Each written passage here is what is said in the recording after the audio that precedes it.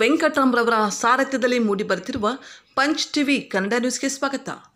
ಭಾರತದ ಸಾರ್ವಭೌಮ ಸಂವಿಧಾನ ಮಹತ್ವ ಡಾಕ್ಟರ್ ಬಿ.ಆರ್. ಅಂಬೇಡ್ಕರ್ ಅವರ ತ್ಯಾಗ ಕೊಡುಗೆ ಬಗ್ಗೆ ಅದ್ಭುತ ಭಾಷಣ ಮಾಡಿದ ವೆಂಗಸಂದ್ರ ಗ್ರಾಮ ಪಂಚಾಯತಿ ಪಿಡಿಒ ವೈಶಾಲಿ.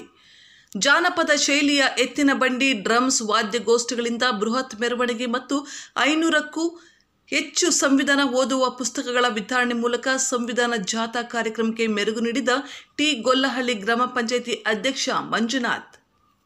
ಸಂವಿಧಾನ ಜಾಗೃತಿ ಜಾಥಾಗೆ ಕೆಜಿಎಫ್ ತಾಲೂಕಿನ ಬೇತಮಂಗಲ ಹೋಬಳಿ ಟಿ. ಗೊಲ್ಲಹಳ್ಳಿ ಮತ್ತು ವೆಂಗಸಂದ್ರ ಗ್ರಾಮ ಪಂಚಾಯತಿಗಳಲ್ಲಿ ಅದ್ದೂರಿ ಅರ್ಥಪೂರ್ಣ ಸ್ವಾಗತ ಹಬ್ಬದ ಸಂಭ್ರಮ ಸಡಗರದಿಂದ ನಡೆಯಿತು.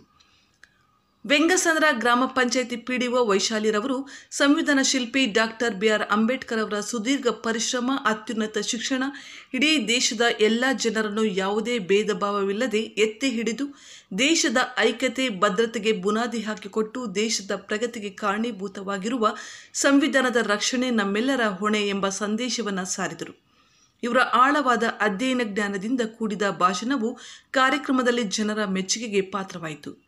ಕೋಲಾರ ಜಿಲ್ಲೆಯಲ್ಲಿಯೇ ಸಂವಿಧಾನ ಮತ್ತು ಸಂವಿಧಾನ ಶಿಲ್ಪಿಯ ಬಗ್ಗೆ ಅತ್ಯುತ್ತಮ ಜ್ಞಾನಪಡಿಸಿದವರು, ಸಂವಿಧಾನ ಜಾಗೃತಿ ಜಾಥಾ ಅರ್ಥಪೂರ್ಣ ಕಾರ್ಯಕ್ರಮವನ್ನು ಯಶಸ್ವಿಗೊಳಿಸಿದವರು ಎಂಬ ಹೆಗ್ಗಳಿಕೆಗೆ ಈ ಪಿಡಿಒ ವೈಶಾಲಿರವರು ಪಾತ್ರರಾಗಿದ್ದಾರೆ. ಟಿ. ಗೊಲ್ಲಹಳ್ಳಿ ಪಂಚಾಯಿತಿಯಲ್ಲಿ ಬೃಹತ್ ಮೆರವಣಿಗೆಯೊಂದಿಗೆ ವಿದ್ಯಾರ್ಥಿಗಳು, ಶಿಕ್ಷಕರು, ಗ್ರಾಮ ಪಂಚಾಯಿತಿ ಅಧ್ಯಕ್ಷರು, ಸದಸ್ಯರು ಸಂವಿಧಾನ ಜಾಥಾವನ್ನು ಸಂವಿಧಾನ ಶಿಲ್ಪಿ ಡಾಕ್ಟರ್ ಅಂಬೇಡ್ಕರ್ ಅವರ ಭಾವಚಿತ್ರ ಇರುವ ಅಲಂಕಾರಗೊಂಡ ಜಾನಪದ ಶೈಲಿ ಎತ್ತಿನ ಬಂಡಿಯ ಮೂಲಕ ಆದರದಿಂದ ಡ್ರಮ್ಸ್, ತಮಟೆ, ವಾದ್ಯಗೋಷ್ಠಿಗಳಿಂದ ಸ್ವಾಗತಿಸಿದರು.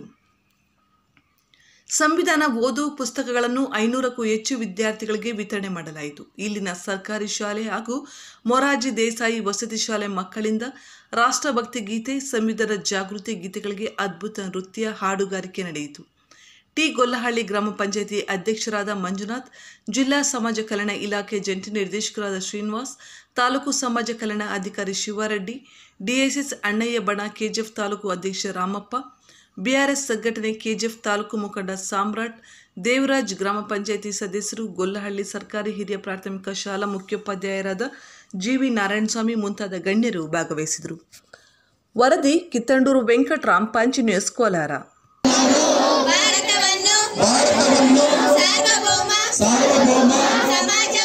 ಸಮಾಜವಾದಿ ಜಾತ್ಯತೀತ ಪ್ರಜಾಸತ್ತಾತ್ಮಕ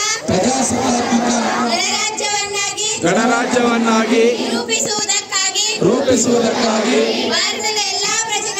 ಭಾರತದ ಎಲ್ಲ ಪ್ರಜೆಗಳಿಗೆ ಸಾಮಾಜಿಕ, ಆರ್ಥಿಕ ಮತ್ತು ರಾಜಕೀಯ ನ್ಯಾಯವನ್ನು ವಿಚಾರ, ಅಭಿವ್ಯಕ್ತಿ, ನಂಬಿಕೆ, ಧರ್ಮ ಮತ್ತು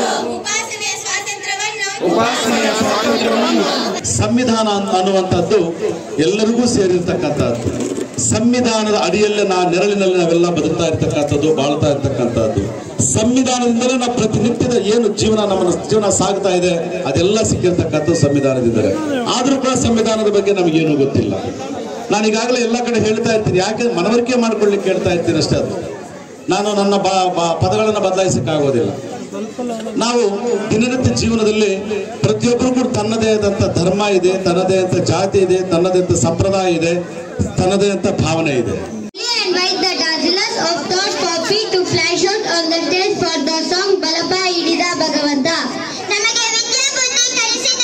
ಶಿಕ್ಷಕರಿಗೂ ಮತ್ತು ಗುರು ವೃಂದಕ್ಕೆ ಈ ನೃತ್ಯವನ್ನು ಅರ್ಪಿಸುತ್ತಿದ್ದೇವೆ. To the great architect of Indian Constitution, Dr. B.R. Ambedkar.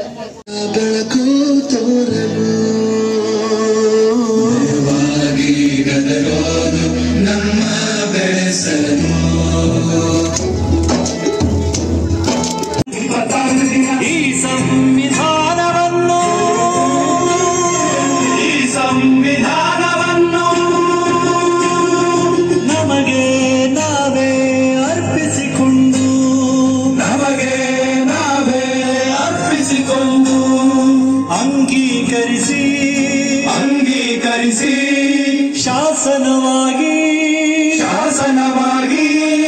ವಿಧಿಸಿಕೊಂಡಿದ್ದೇವೆ.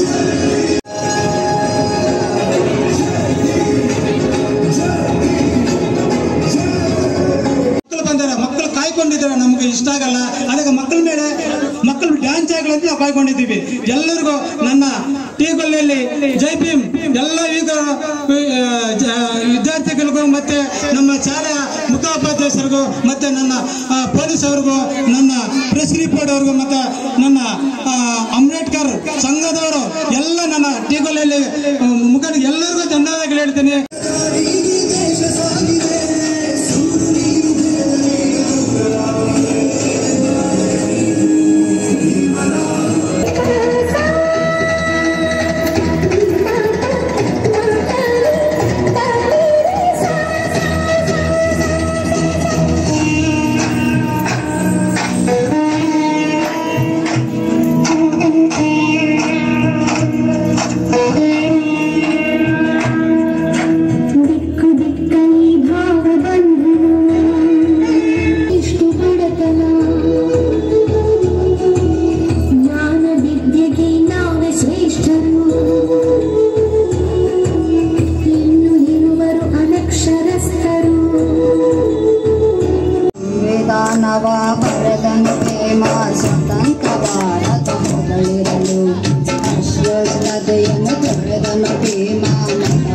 ಎಲ್ಲ ಮುಖಂಡರುಗಳು ಕೂಡ ಈ ಕಾರ್ಯಕ್ರಮಕ್ಕೆ ಭಾಗವಹಿಸಿ ಎಲ್ಲರಿಗೂ ಕೂಡ ಈ ಕಾರ್ಯಕ್ರಮದ ಧನ್ಯವಾದಗಳನ್ನು ಅರ್ಪಿಸುತ್ತಾ ಈ ಕಾರ್ಯಕ್ರಮವನ್ನು ಇಲ್ಲಿಗೆ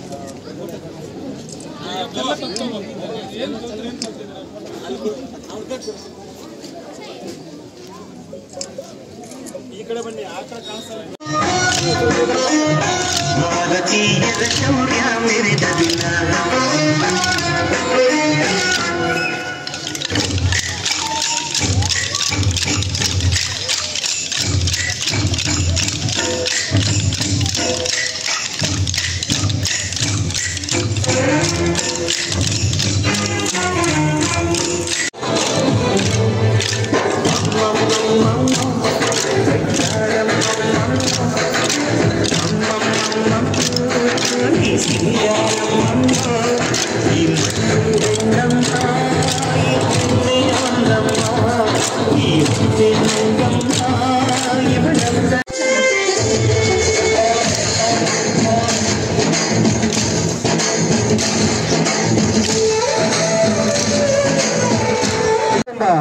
ನಾವೆಲ್ಲರೂ ಕೂಡ ಪ್ರತಿಜ್ಞೆಯನ್ನು ಸ್ವೀಕರಿಸಿದ ನಂತರ ಸಂವಿಧಾನ ಪ್ರಸ್ತಾವನೆ ಪೀಠಿಕೆಯನ್ನು ವಾಚನ ಮಾಡಿದ ತಾಲೂಕು ಮತ್ತು ಜಿಲ್ಲಾ ಕಚೇರಿಯನ್ನು ಆಗಮಿಸಿರ್ತಕ್ಕಂಥ ಎಲ್ಲ ಸಿಬ್ಬಂದಿ ವರ್ಗದವರು ದೊಡ್ಡ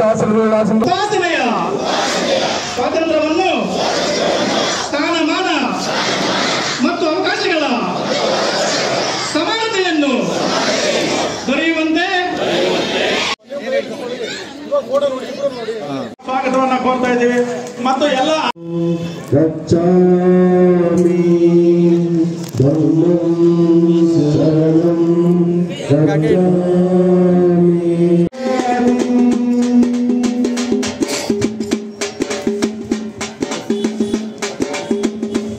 ಆದ್ರೆ ಇವತ್ತು ನಾನು ಇಲ್ಲಿ ನಿಂತು ಮಾತಾಡಬೇಕಾದ್ರೂ ಸಂವಿಧಾನ ಬರೆದಿದ್ದರಿಂದಲೇ ಕಾರ್ಯಾಂಗ ಸೃಷ್ಟಿಯಾಯಿತು. ಕಾರ್ಯಾಂಗ ಸೃಷ್ಟಿಯಾದ್ರಿಂದ ಒಂದು ಅಧಿಕಾರಿ ಜವಾಬ್ದಾರಿ ಇದಾಯಿತು.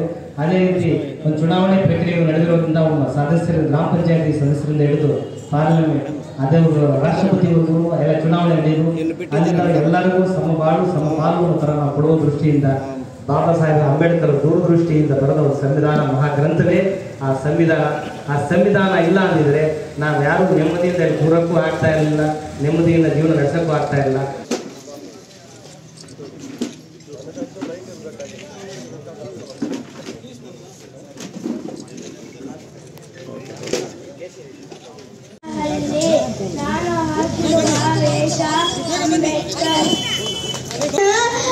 ರಮಾಬಾಯಿ ವೇಷ ಹಾಕಿದ್ದೇನೆ.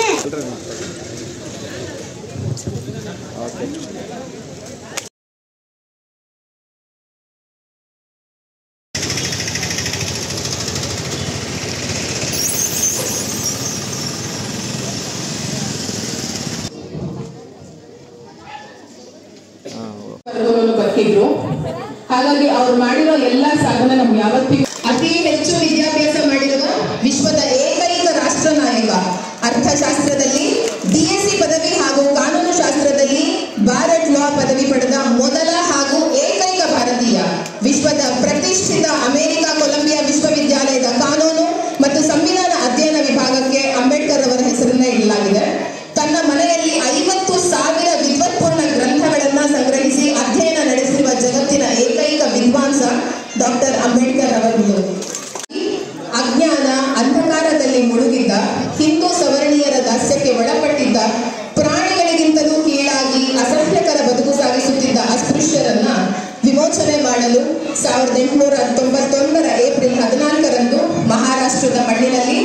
ಒಂದು ಜ್ಯೋತಿ ಉದಯವಾಯಿತು.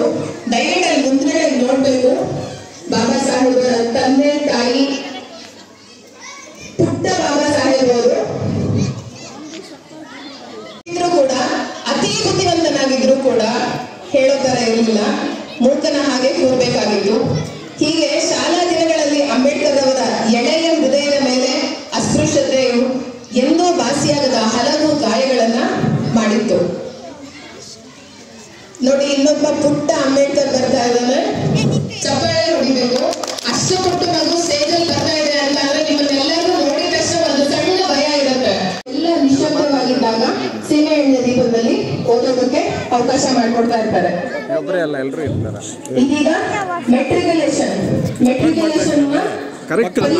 ಉಡುಗೊರೆಯಾಗಿ ಕೊಟ್ಟ ಗ್ರಂಥ ಅವರ ಖಾಸಗಿ ಗ್ರಂಥಾಲಯದಲ್ಲಿ, ನಾನು ಅವಾಗಲೇ ಹೇಳಿದ್ನಲ್ಲ 50,000 ಪುಸ್ತಕಗಳನ್ನ ಹೊಂದಂತಹ ಗ್ರಂಥಾಲಯ ಅವ್ರ ಮನೇಲಿ ಇತ್ತು ಅಂತ. ಸೊ ಅದರಲ್ಲಿ ಮೊದಲನೆಯ ಪುಸ್ತಕ ಗೌತಮ ಬುದ್ಧ ಆಗಿರುತ್ತೆ. ಹಾಗಾಗಿ ಅವರಿಗೆ ಬುದ್ಧ ಯಾವತ್ತಿಗೂ ಅಚ್ಚುಮೆಚ್ಚು. ಅಂಬೇಡ್ಕರ್ ಅವರು ಅಂತ ಅಂದ್ರೆ ನಾವು ಬುದ್ಧನ ನೆನೆಸ್ಕೊಳ್ಳದೆ ಇರೋದೇ ಇಲ್ಲ ಅಲ್ವಾ. ಇನ್ನು ನಂತರದಲ್ಲಿ ಕಾಲೇಜು ವಿದ್ಯಾಭ್ಯಾಸ ಪ್ರವೇಶ ಆಗುತ್ತೆ. ಪ್ರಥಮ ಅಸ್ಪೃಶ್ಯ ವಿದ್ಯಾರ್ಥಿ ಅಲ್ಲೂ ಕೂಡ ತುಂಬಾ ಬಡವರಾಗಿರ್ತಾರೆ. ಸಯಾಜಿರಾವ್ ಗಾಯಕ್ವಾಡ್ ರವರು ಅಂಬೇಡ್ಕರ್ ಅವರ ವಿದ್ಯಾಭ್ಯಾಸಕ್ಕೆ ಪ್ರತಿ ತಿಂಗಳು 20 ರೂಪಾಯಿಯಷ್ಟು ಶಿಷ್ಯ ವೇತನವನ್ನ ನೀಡ್ತಾ ಇರ್ತಾರೆ. ಅಂಬೇಡ್ಕರ್ ಅವರು ಇಂಗ್ಲಿಷ್ ಮತ್ತು ಪರ್ಷಿಯನ್ ಭಾಷೆಯನ್ನ ಐಚ್ಛಿಕ ವಿಷಯವನ್ನಾಗಿ ತಗೊಂತಾರೆ. ಅಪಾರ ಜ್ಞಾನದಾಹದಿಂದ BA ಪರೀಕ್ಷೆಯನ್ನ ಕಂಪ್ಲೀಟ್ ಮಾಡ್ತಾರೆ. ದೇಶದ ರಾಜಕೀಯ ಭವಿಷ್ಯದ ಬಗ್ಗೆ, ಭಾರತ ಸ್ವಾತಂತ್ರ್ಯದ ಬಗ್ಗೆ ಚರ್ಚಿಸಿ ಅವರುಗಳ ಅಮೂಲ್ಯ ಸಲಹೆಗಳನ್ನ ಪಡೆದುಕೊಳ್ತಾ ಇರ್ತಾರೆ. ಕರ್ನಾಟಕ ಸರ್ಕಾರದ ಒಂದು ಜಾಗೃತಿ ಜಾಥಾದ ಪರವಾಗಿ ಅವರ ಸಮಾಜವಾದಿ, ಜಾತ್ಯತೀತ, ಪ್ರಜಾಸತ್ತಾತ್ಮಕ ಗಣರಾಜ್ಯವನ್ನಾಗಿ ರೂಪಿಸುವುದಕ್ಕಾಗಿ ಭಾರತದ ಎಲ್ಲ ಪ್ರಜೆಗಳಿಗೆ ಸಾಮಾಜಿಕ, ಆರ್ಥಿಕ, ರಾಜಕೀಯ ನ್ಯಾಯವನ್ನು